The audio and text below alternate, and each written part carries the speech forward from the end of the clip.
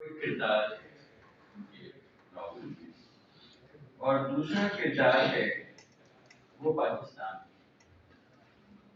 और पाकिस्तान के बारे में जिस तरह इन्होंने अपना दिल दुखाया है, इस पर क्या गुजरी, कैसे डिक्टेटरशिप नाजिल हुई, एक एक इसमें थोड़ा सा ऑब्सेशन सा लगता है बिल्कुल।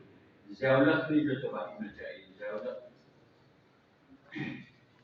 की वजह से इस मुल्क पे जो अजाब आए उसका, और ये बात जो कही गई कि इसमें कितना सच है कितना फिक्शन है, तो फिक्शन जो है वो सच ही होता है, यानी फिक्शन से ज्यादा बड़ी सच्ची चीज कोई नहीं होती। और ये क्रिएटिव राइटर होता है जो किसी सूरत हाल का कल प्रेस क्लब में एक बहुत अच्छी तकरीब एक किताब की रुनमाई की थी।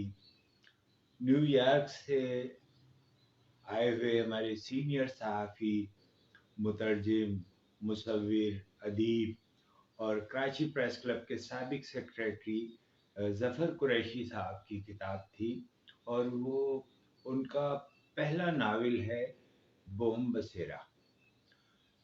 ये बहुत अच्छी तकरीब थी जिसके सदारत जो है गाजी सलाहुद्दीन ने की, और बहुत सारी मारूफ शख्सियात इसमें तकरीब में शरीक थी।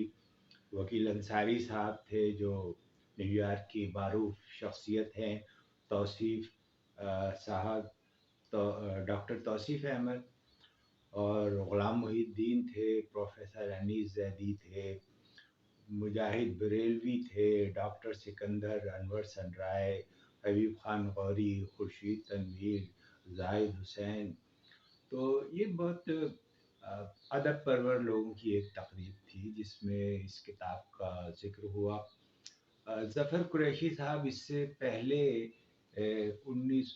2017 में इनकी एक आलमी कहानियाँ, ये तर्जमा है उन नोबेल इनाम याफ्ता अदीबों की कहानियों का, अफ़सानों का, जो मग़रिब से ताल्लुक़ रखते हैं। तो ज़फ़र कुरैशी साहब बेहतरीन मुतरजिम हैं, बहुत अच्छा लिखते हैं, और सबसे बड़ी बात ये है कि वो कमिटेड हैं अपने नज़रियात से।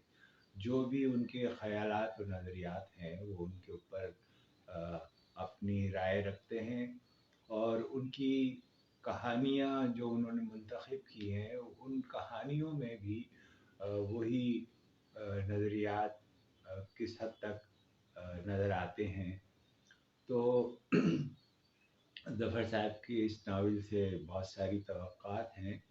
अभी ये नावल आया है और अभी ये पढ़ा जाएगा और इस पे बातचीत होगी।